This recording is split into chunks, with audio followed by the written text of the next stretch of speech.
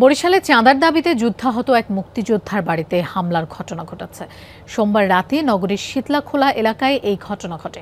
হামলায় আহত হয়েছেন মুক্তিযোদ্ধা এএমজি কবির ভুলুর ছেলে আশিক ও তার ভাইয়ের ছেলে সৌরভ।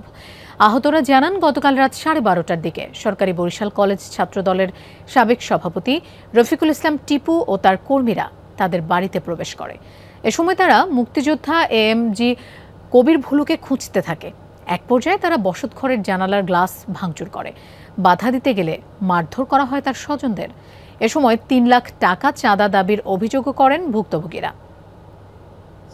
ওই আমাদের এলাকার একটা ভাই আছে মিঠু ভাই, ওনারও বাড়ি মারছে, আমার চাস্তো ভাইরও বাড়ি মারছে।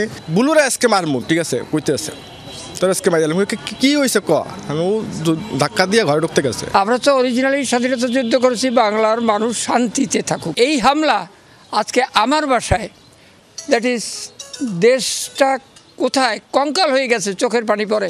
এদেরকে থানায় যাই লিখিত অভিযোগ দিতে বলা হয়েছে যে সিচুয়েশন আছে, যারা দেখলাম যে জানালা ভাঙচুর হয়েছে, বাইরে থেকে এসে